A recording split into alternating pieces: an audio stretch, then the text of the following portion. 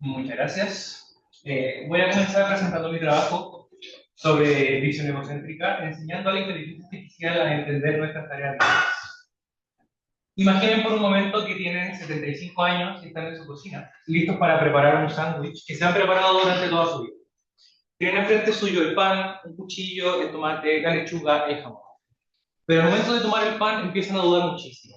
No saben qué paso viene ahora. Si antes se ponía la mayonesa o antes se ponía el tomate. Este tipo de problemas es algo que sufre muchísimos mayores llegando al envejecimiento. Es precisamente algo muy frustrante y es de las primeras maneras.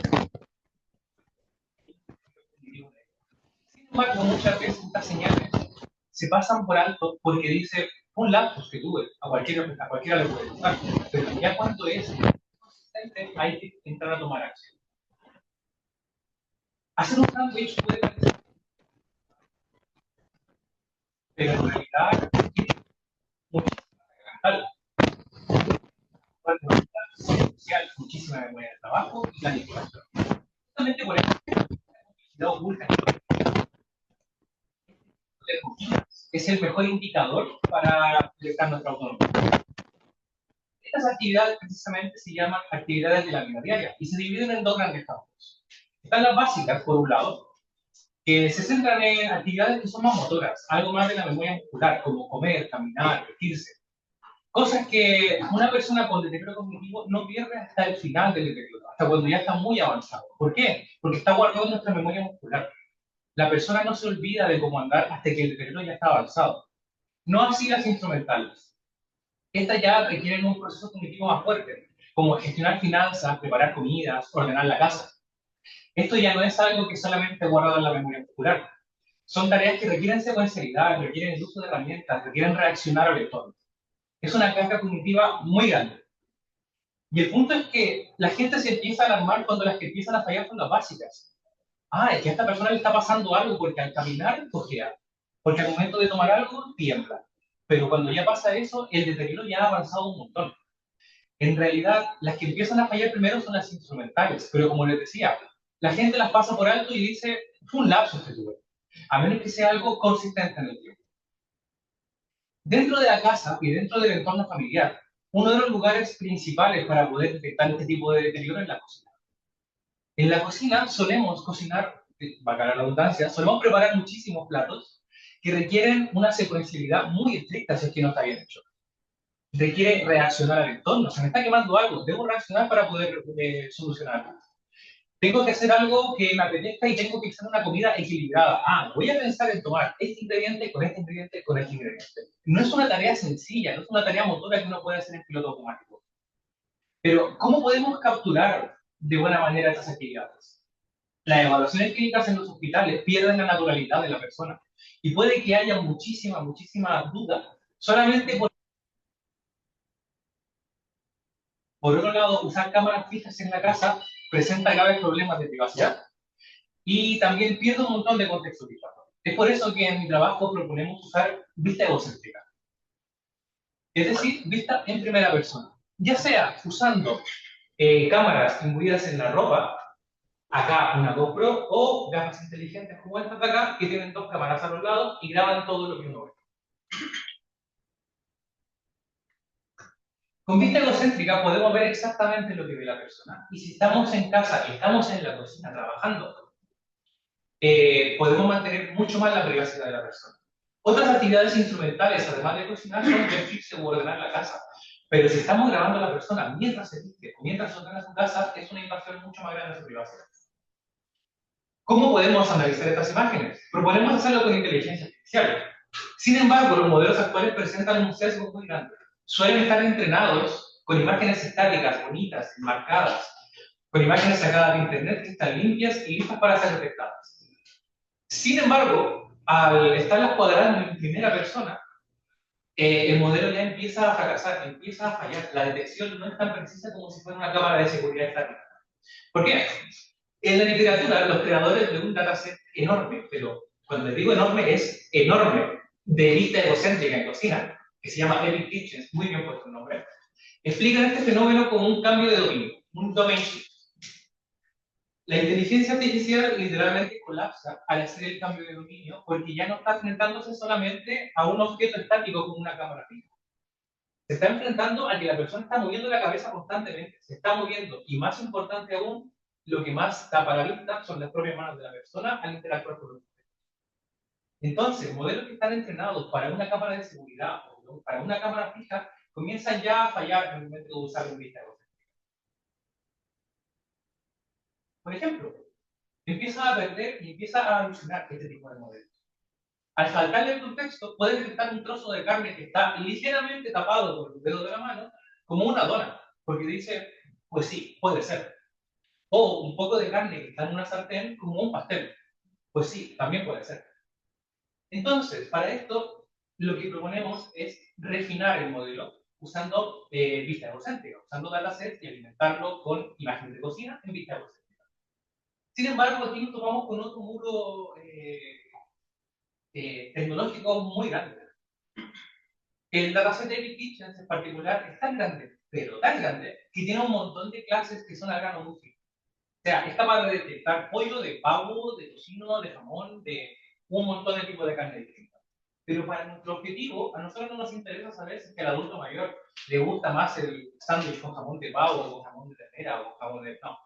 Nos interesa saber que está haciendo el sándwich en buen orden, que lo está haciendo bien, que no se va a quemar en la cocina. Entonces, para eso, hemos planteado ordenar las clases en superclases y se base netamente en el rol que tenga este ingrediente dentro de la receta. Todos esos cortes específicos de carne pasan a ser simplemente carne. Y al reducir las clases innecesarias, lo enfocamos en el rol del ingrediente y el algoritmo deja de confundirse en detalles que son más irrelevantes. Y su precisión se dispara de una manera muy robusta. Para implementar esta solución, en primer lugar, planteamos la taxonomía, la definimos en torno a las clases que teníamos disponibles en el Kitchen y luego hicimos un refinamiento o un fine-tuning de YOLO para hacer un análisis semántico mejor. En esta tabla podemos ver los primeros resultados de YOLO. Las clases que tienen un guión son clases que YOLO no detecta de manera nativa. Y las que están abajo sí, que son clases que se dejaron netamente para hacer la comparación entre el fine-tuning con vista egocéntrica y la versión base. Podemos ver que YOLO base en vista egocéntrica tiene una detección muy baja, de 0.06 de precisión. Sin embargo, al hacer el fine-tuning junto con la taxonomía, que no solamente utiliza de manera bastante confiable las clases que YOLO no detecta de por sí, sino que además las clases que sí detecta, ahora lo hace con muchísima más confianza. Sí, estamos subiendo y estamos mejorando la eficiencia de la precisión en 11 veces en comparación a lo que tiene YOLO en base en vista egocéntrica. Al mismo tiempo, dentro de las matrices de confusión, podemos ver que YOLO base muchísimos casos lo detectaba como un fondo simplemente. Un cuchillo o una zanahoria lo detectaba en más del 70% de las veces como parte del fondo, en lugar de ser el objeto en sí. Si bien el sistema ahora tiene una matriz de confusión muchísimo más clara y una diagonal muchísimo más definida, sigue habiendo una componente importante y sigue confundiendo con el fondo. Pero ya es una mejora sustancial. Y esto es una mejora que puede ir aún en más si es que lo alimentamos con más y más y más datos. En términos prácticos, haciendo el tema de la taxonomía y mezclándolo con la vista egocéntrica, logramos curar un poco la ceguera que tiene la inteligencia artificial ante la vista egocéntrica. Y con esto logramos hacer la primera mitad, logramos tener la primera ecuación de lo que es detectar actividades en la vida diaria. Porque para detectar una actividad no basta con saber qué hay en la mesa. Tenemos que saber qué es lo que está haciendo el usuario, a dónde se dirige la mano. Podemos tener muchísimos ingredientes acá, pero si empiezo a tomar uno primero, el otro primero, la receta tampoco está bien. Entonces, la segunda fase y la segunda mitad de todo este trabajo se basa en la detección de manos y detección de acciones. Para esto nos apoyamos en MediaPipe, que es ya un modelo que se dedica a detectar los 21 puntos de interés en la mano. Y con esto es capaz de detectar gestos y posiciones de la mano. Estas organizaciones nos permiten saber qué tipo de configuración tiene la mano al momento de interactuar con un objeto. si va a tomar el objeto de manera pesada, si es que lo va a tomar de manera muchísimo más fina, o si derechamente va a hacer algún otro gesto con la mano. Pero la mano no adopta estas posiciones de manera arbitraria. O sea, el usuario no dice, voy a tomar esta taza de esta forma. Es una cosa que nace de la reacción. ¿De dónde viene esto? ¿Por qué nosotros tomamos las cosas como tomamos? Un poquito filosófico, pero la verdad, el cuerpo humano funciona así. Y es que en la interacción física, y para poder detectar bien las acciones, hay que entender cómo las personas interactúan con los objetos. Y curiosamente, somos nosotros los que interactuamos con los objetos, pero son los objetos los que nos invitan a interactuar a nosotros. Eso se llama un affordance. En psicología, un affordance no es simplemente para qué sirve un objeto, es cómo nos invita el objeto a ser utilizado. El objeto actúa como una cerradura, que no se abre a menos que tengamos la correcta llave en la mano, a menos que tengamos una buena configuración. Si yo voy a tomar la taza así, probablemente se me va a caer. ¿Es una buena configuración? ¿La estoy tomando? Pues sí. ¿Sirve de algo? Pues no mucho. Para entender cómo se modela esta invitación, podemos observar la imagen de la taza de la izquierda. El algoritmo no solamente detecta dónde está la taza, no solamente segmenta el borde de la taza, sino que también mapea su zona de interacción. La zona azul nos está diciendo, aquí hay algo, vierte algo acá, aquí no se va a caer nada, tú dale. En cambio, la parte que ya es un poquito más rosa, un poquito más clara, es, por aquí puedes tomar nada. Tiene la forma de la mano, tiene algo que tú dices, la puedes tomar por acá. Y ya ni empezamos a hablar de esto de acá, que tiene una forma perfecta para poner los dedos así. Así es como un objeto nos invita a interactuar. Y esto es todo desde la base del diseño. Si tomamos un ejemplo un poquito más cercano, como el mouse que tenemos acá. El mouse por acá tiene una forma redondeada, por acá también tiene una forma suave, por acá tiene una forma muchísimo más filosa. Y aquí tiene una parte de hendiduras. El mouse te está diciendo que, bueno, los dedos se apoyan así. ¿Puede venir una persona a tomar el mouse así? Pues sí. ¿Puede venir una persona a tomar el mouse así? Pues sí. Pero el diseño del mouse te está invitando a hacerlo así. Y si uno lo toma así, es cuando el objeto está bien utilizado y la acción se está realizando de manera correcta. Si logramos, utilizando modelos que detectan las formas, detectar cuáles son las llaves que nos está pidiendo el objeto para interactuar, y esto lo mezclamos con la interacción de la mano y con los 21 puntos para que tengan cierta posición, podemos detectar si una acción es exitosa o no. El gran objetivo de esta parte y de esta etapa del trabajo es poder detectar acciones que sean congruentes. ¿Qué pasa cuando la función ejecutiva falla? El paciente ignora la invitación que nos hace el objeto para interactuar con ellos. El cerebro falla en traducir esta visión, esta orden motora que tiene. De pronto, los puntos que tenemos topológicos para poder tomar una taza, nuestro cerebro ya no los hace de manera intuitiva. Porque uno cuando ve un objeto, uno no piensa en cómo tomarlo. A menos que sea un objeto extremadamente extraño, uno simplemente lo toma. El cuerpo reacciona a eso. Pero cuando hay un deterioro cognitivo, el cuerpo ya no reacciona tan fácilmente. Ve el objeto, empieza a dudar y a veces lo intenta tomar para lograr cumplir con la acción, pero simplemente no logra hablar el mismo idioma que está hablando el objeto contigo. Esta incongruencia de affordances es la clave para poder detectar cuando hay un deterioro cognitivo. Si hay una incongruencia de affordances, muy probablemente la persona está empezando a presentar fallas en cómo interactuar con las cosas. Y esto es algo que, repito, a cualquiera le podría pasar en algún momento. Todos cuando hemos visto un objeto que no sabemos lo que es, lo tomamos, y lo tomamos a través sin querer y tal. Pero cuando ya lo vemos y lo entendemos, lo hacemos bien. Pero cuando hay deterioro, eso no pasa. Ahora, algo muy importante es que para estructurar matemáticamente todos estos movimientos, todas estas llaves que les estoy hablando, existe algo que se llama el lenguaje de las acciones. Al igual que nosotros tenemos reglas gramaticales al momento de hablar, al momento de tener falta de ortografía y tal, las acciones también tienen sus reglas gramaticales. Y siguiendo el trabajo de Webb, el lenguaje gramatical indica que las acciones no son caóticas. Por ejemplo, en español, tenemos una oración que está compuesta de qué? En la escuela siempre nos enseñan esto. Tenemos un sujeto, un verbo, un predicado. ¿Cierto? Tenemos un sujeto, un verbo y un objeto en donde transcurre la acción. En este caso, Matías sirve la leche.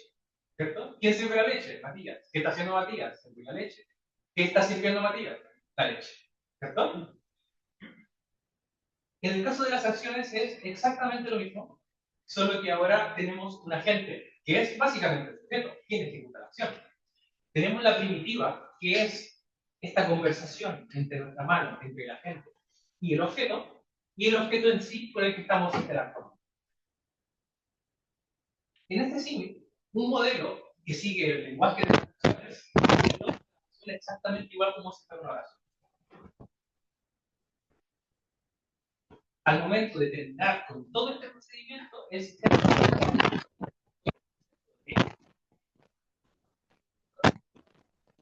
la mano sujeta el cartón de leche.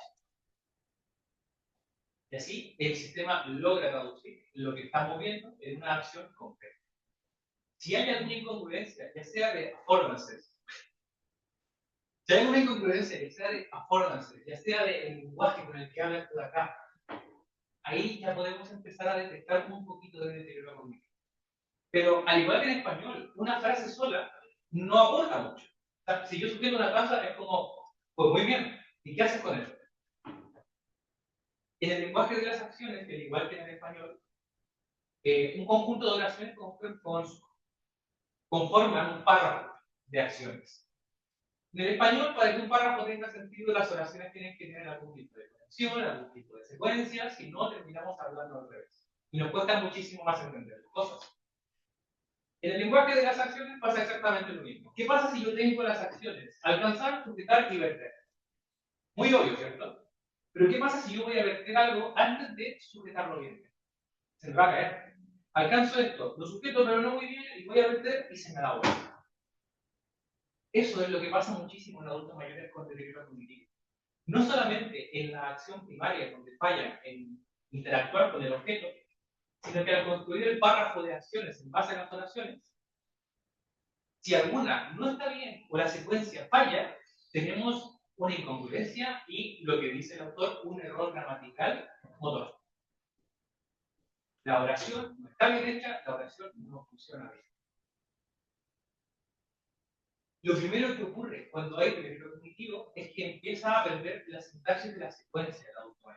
Comienza a cometer errores gramaticales, pero bastante graves. Invierte el orden, no se le ocurre acercarse a tomar las cosas, o simplemente tiene que pensar mucho después de hacer algo. Vale, me acerco a la taza, ¿tengo que tomarla? Sí, tengo que tomarla. ¿Cómo la tomo? Así. Y ahora tengo que verter. ¿Cómo la vierto? Ese trabajo extra que hace la persona es un signo claro de deterioro cognitivo. Algo que para nosotros puede ser algo muy sencillo, muy directo y casi indirecto. Instintivo. Ahora, ¿cómo pasamos de esta teoría gramatical a la práctica? Para que una inteligencia artificial pueda leer estas acciones, primero necesita un diccionario de acciones. Y esto es precisamente lo que se empezó a construir aquí en CICES a partir de estos últimos 2 meses. Necesitamos ver cientos y cientos y cientos de ejemplos en la vida real. Precisamente por eso, el día de ayer, y gracias a muchos de los que están presentes aquí también, concluimos la etapa de grabación de un dataset, grabamos a más de 25 personas, más de 75 videos egocéntricos, de gente sirviendo arroz, cereal y leche en un tazón. Nuestro objetivo a corto plazo no es detectar la patología, no es detectar el deterioro cognitivo per se. A priori, lo que buscamos es simplemente que la inteligencia sea capaz de detectar la acción que estamos haciendo. Que sea capaz de decir, tenemos una mano, tenemos un objeto que está acercándose con cierta posición. Entonces, lo más probable es que vaya a sujetar, que vaya a romper. Ahora, dentro de esto lo grabamos de distintas formas. Lo grabamos, en primer lugar, de la forma más natural posible. Luego lo grabamos indicando sí o sí que grabaran con el cereal primero y luego con la leche primero. Estadísticamente hay una sola persona de todos que puso la leche primero. Pues sí, es un dato de interés. No sé quién habrá sido, este es anónimo, pero alguien lo dijo. Si esta persona está acá, lo siento mucho. Todos sabemos quién es. Yo no sé, yo no sé, tampoco lo sé. Pero, ¿por qué grabamos 3 variantes de acción? Para darle robustez matemática al modelo. Si grabamos la ejecución natural, vamos a estar grabando solamente interacciones perfectas, interacciones en donde la persona lo hace perfectamente bien. Al introducir este cambio, esta pequeña variación, tenemos un modelo muchísimo más robusto que ha visto interacciones ya de todo tipo. Estamos enseñando a una red neuronal a ver cómo la gente vierte leche y sirve cereal en una zona de forma fluida, para evitar el máximo ruido posible ya cuando tengamos que detectar información. Toda esta capacidad de detección y el objetivo principal de todo este trabajo, al final de todo este proceso, es la detección automática de incongruencias. Cuando podamos detectar las acciones, le vamos a enseñar al modelo toda la sintaxis temporal de la que estábamos hablando antes, para poder construir un párrafo correcto de cómo se realiza la acción. El algoritmo va a auditar la rutina y va a detectar una alerta, va a levantar una alerta si es que alguna de estas partes de la sintaxis se rompe. ¿Cuál es el problema? Que dependiendo del alimento y dependiendo del ejemplo, hay cosas que rompen la sintaxis y cosas que no. Si en un sándwich pongo primero el jamón y después de lechuga, o le doy vuelta, primero la lechuga y después el jamón, ¿se rompe la sintaxis? Un poco, sí. Hay una alerta y hay una incongruencia, o no mucho. Pero ¿qué pasa si ponemos la leche primero y después el cereal? Bueno, no, tampoco hay una incongruencia. Pero, ¿qué pasa, por ejemplo, si en el ejemplo del sándwich ponemos primero el jamón y después el pan, y después la lechuga, y después el pan y después el queso? Ahí sí hay una incongruencia. Ahora, en el ejemplo del sándwich o en el ejemplo del cereal con leche es bastante inofensivo, porque no pasa nada. Pero, ¿qué pasa si estamos cocinando algo más complejo? ¿Qué pasa si se nos quema algo, si algo nos queda crudo? Eso ya va más allá de simplemente detectar un deterioro. Puede ser un problema de salud para la persona que está cocinando. En esencia, la aportación central del trabajo es entregar un sistema computacional que logre detectar videos egocéntricos, las acciones que se están ejecutando, y logre detectar exactamente en dónde se rompe la sentencia. Y esa alerta es relevante para poder decir si estos son deterioros, que es una alerta importante, para eventualmente poder generar una diagnóstico. Al final, lo importante aquí no es mejorar la precisión del modelo. Lo importante no es hacer que esto, ni siquiera es importante poder detectar mejor esto, detectar mejor a mano, detectar mejor un objeto. Aquí lo más importante es ganar tiempo. Porque si un deterioro cognitivo se ataca lo más tempranamente posible, si bien no se puede sanar, se puede retrasar muchísimo. Si una persona ya está presentando fallas en su actividad de la vida diaria básica, es muy difícil volver atrás. Pero si logramos atajarlo cuando ya está fallando con las instrumentales, es mucho más fácil que el deterioro avance mucho más lento o incluso que no avance. Muchas gracias por su atención. Esta fue mi presentación. Estoy aquí dispuesto para todas sus preguntas y todas sus preguntas. Tenemos tiempo para bastantes preguntas. También las personas que se están escuchando en línea pueden levantar la mano por el texto o... ¿Sí? Pueden poner sus preguntas en el chat o buscar su micrófono. Y de momento, ¿aquí hay alguna pregunta de los presentes? Muchas gracias, doctor, por la presentación. Me surgieron varias preguntas a lo largo de la... Una es el contexto a la hora de lo de la taza. No es lo mismo cómo la agarro, si voy a tomar de ella, si voy a lavarla, si voy a ponerla, la pongo al revés en la lavadora.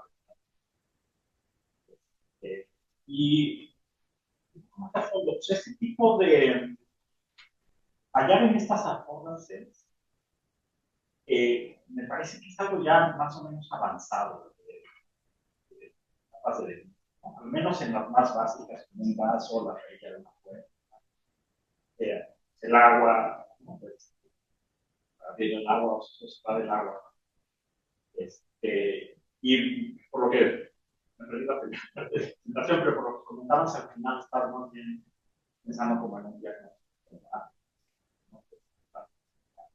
Pero a lo mejor si ves, o sea, la parte de la mirada, o sea, si la persona está muestra cierta indecisión al ver la leche. Eso podría ser. Claro, precisamente esas son las alertas a las que estamos apuntando a detectar, que es en la analogía del lenguaje, es cuando el párrafo se rompe entre frase y frase. O sea, romperse ya en la parte de la interacción con el objeto y el tema de las affordances sí es algo más avanzado, pero cuando estamos juntando todas estas acciones, estas microacciones en un párrafo completo, y ya, por ejemplo, servir leche, ahí es cuando uno tiene que levantar las alertas. Y eso es lo que estamos hablando. Y este tipo de alertas van desde omisión de pasos, ya se cerraron una frase completamente, redundancia, que tomaron lo que es la taza, tomaron lo que es la leche, o derechamente que la persona se quede en blanco y se quede con el cartón así y se quede pensando. Esas son las alertas a las que apuntamos detectar a priori. Y es lo primero que queremos ver. Y esto se puede hacer con el lenguaje de las acciones que comentamos. Ahora, con lo del contexto, eso es algo que también tenemos visto, que dependiendo de la acción que está haciendo la persona, cambia mucho cuáles alertas se levantan y cuáles no. Porque no es que, por ejemplo, no sé, claro, un sándwich, uno lo puede tomar de distintas formas dependiendo del sándwich que sea. Entonces, dependiendo del contexto, es que se va a levantar una alerta o no. Por eso es tan importante, en primer lugar, que el modelo sepa identificar qué acción se está haciendo. Se identifica, por ejemplo, que estamos invirtiendo leche en una taza y la persona va a tomar la taza así, ahí se levanta la acción. Pero si el sistema está detectando que está lavando una taza y la toma así, entonces en ese caso no se levanta la acción. También recomiendo por salud, por hacer las cosas distintas como normalmente. No, ciertamente.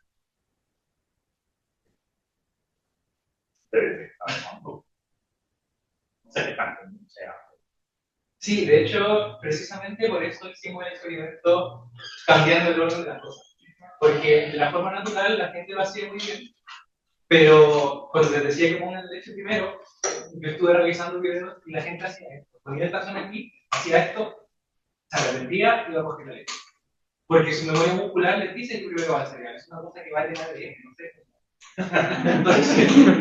Entonces, al momento de tomar la leche, ahí la gente dudaba y tenía esas pequeñas pausas. Entonces, queremos mapear eso como algo más o menos natural y que la alerta se levante cuando ya sea algo más notorio. Pues, quizás eso puede ser interesante, ¿no? Que le pidas hacer algo distinto y ahí ese nivel.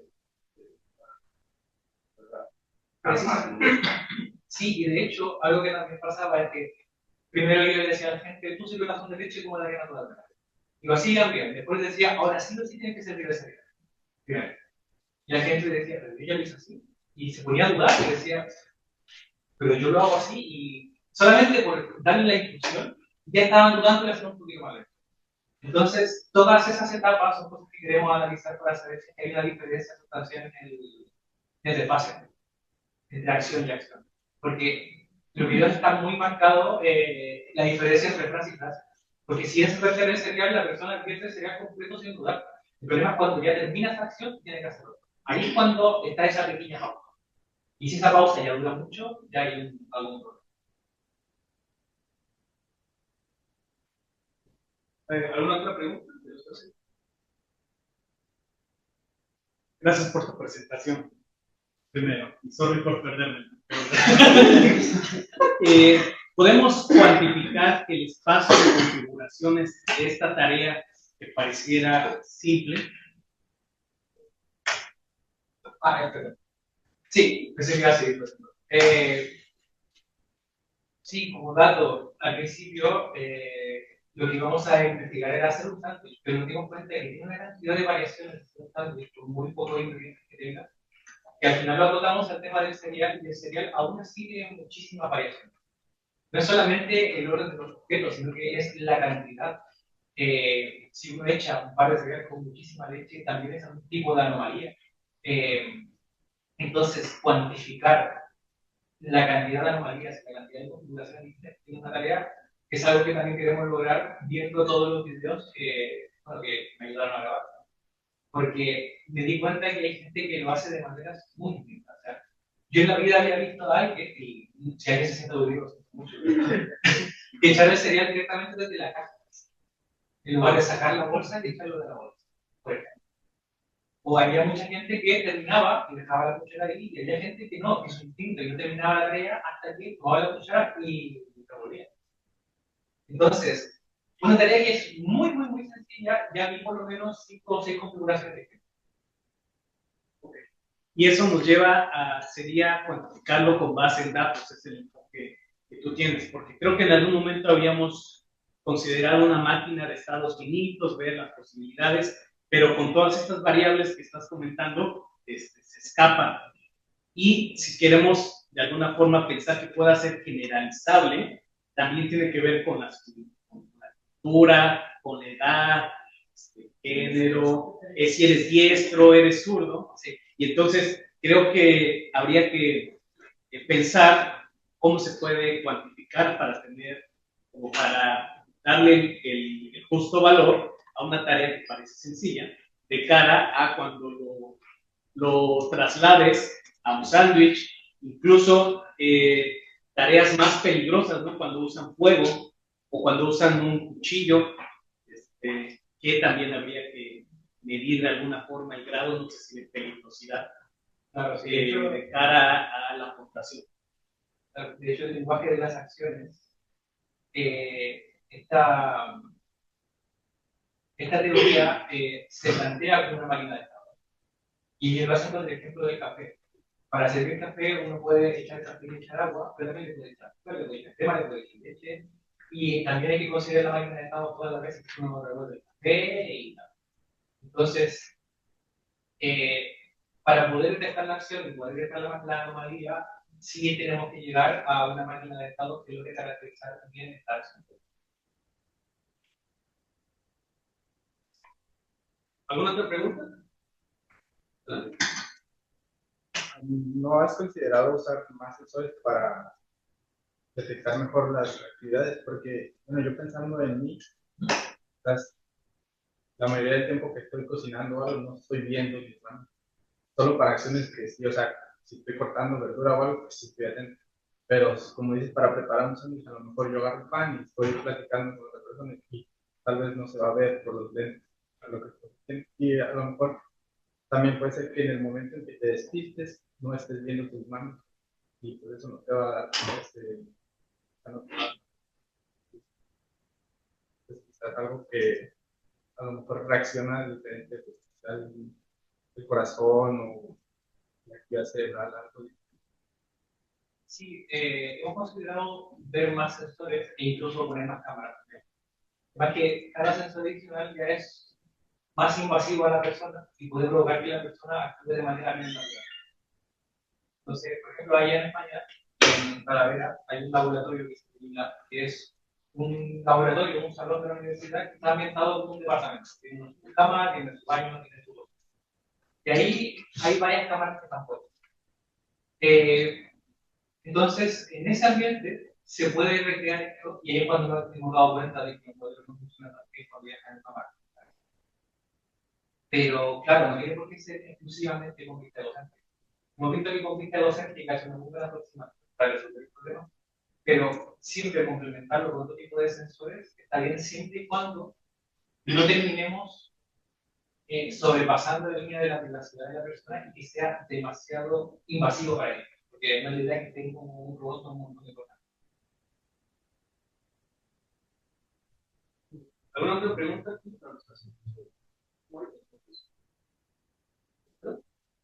¿Has visto en la literatura algunos sistemas para este gran grupo de mucho interactivo? Pero no es de curiosidad saber si ya existe algo que haya empezado a hacer aquí en el Sí, hay muchísimo. Hay temas de, por ejemplo, análisis de marcha, análisis de cómo la gente camina para ver el flujo cognitivo debe cambiar.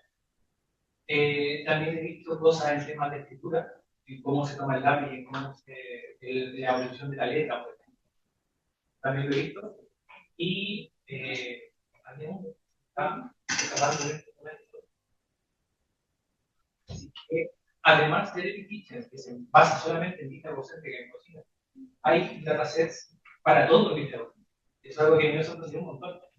Hay un dataset que está enfocado en temas de limpieza en casa. y ya no en temas de la cocina. Hay otro que estaba enfocado en temas de conducción, porque conducir también es una actividad que es más peligrosa, que también es instrumental, porque no es fácil, requiere atención, requiere concentración. Y eso lo va a hacer solamente de gente conduciendo. No es la GoPro para donde va el auto, sino que es una GoPro acá, que ve las manos de la persona. Entonces, hay muchísimo trabajo en distintas áreas para detectar el peligro. Porque bueno, la cocina es una actividad instrumental, pero hay muchísimo más. ¿Por qué entrar en la cocina? Porque es, a nuestro juicio, es una que es muchísimo más amigable con la persona porque no es invasiva y es algo de que se puede sacar muchísimos datos porque la gente come todos los días y cocina todos los días. Y es algo que las personas hacen constantemente. Entonces, si algo en la cocina que ya es tan motriz empieza a fallar, tenemos la teoría o tenemos la intuición de que es algo que se va a hacer con otro.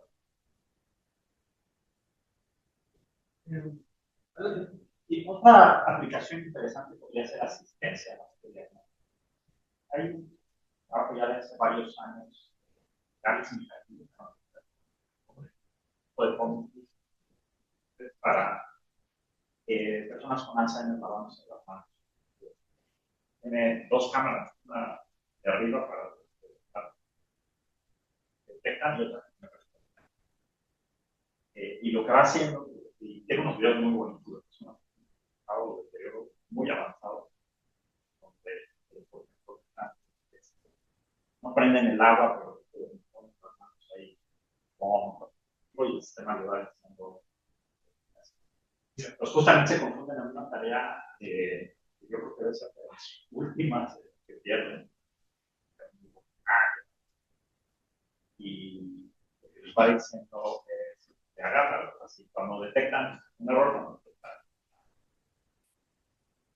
la analogía, hay la oración errónea, digamos,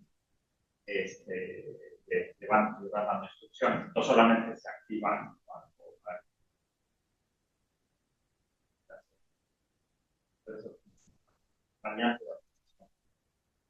Claro, o sea, utilizar esto para aplicación ya implica hacerlo en tiempo real. Estar haciendo en tiempo real y detectar las acciones en tiempo real. Ese es un desafío que estamos intentando bajar el delay un montón. Ya no solamente la detección, sino que los datos de la capa al ordenador. Porque entre desciende desde la capa al ordenador, más el análisis de datos encima, de momento tenemos un delay de un par de segundos. Bueno, pero no son tareas que sean tantas, ¿no? O sea, toma la leche, toma el primero, toma. Claro. Es con lentes. Y esto de aquí lo tenemos. ¿Alguna última pregunta?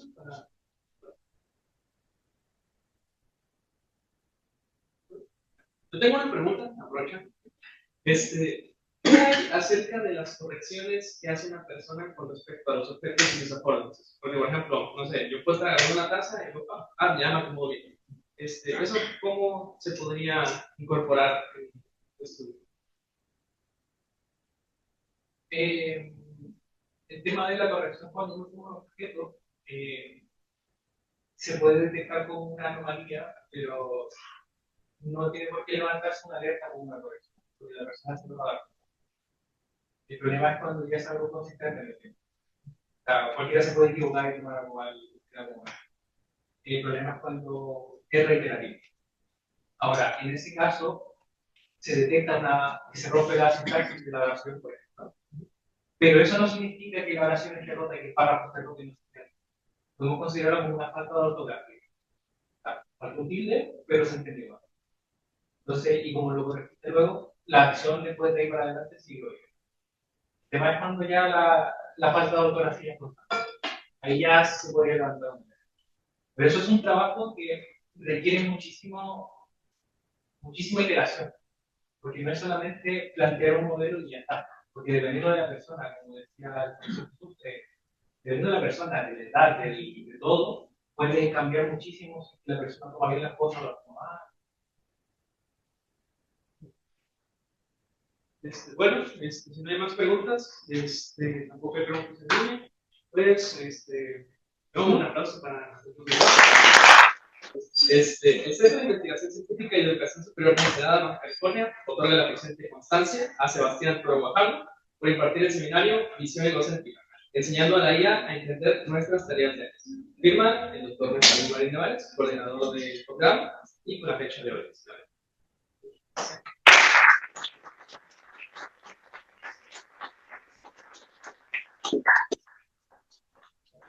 Vamos a presentar a nuestro expositor, vamos a regalar una playera de publicidad del programa.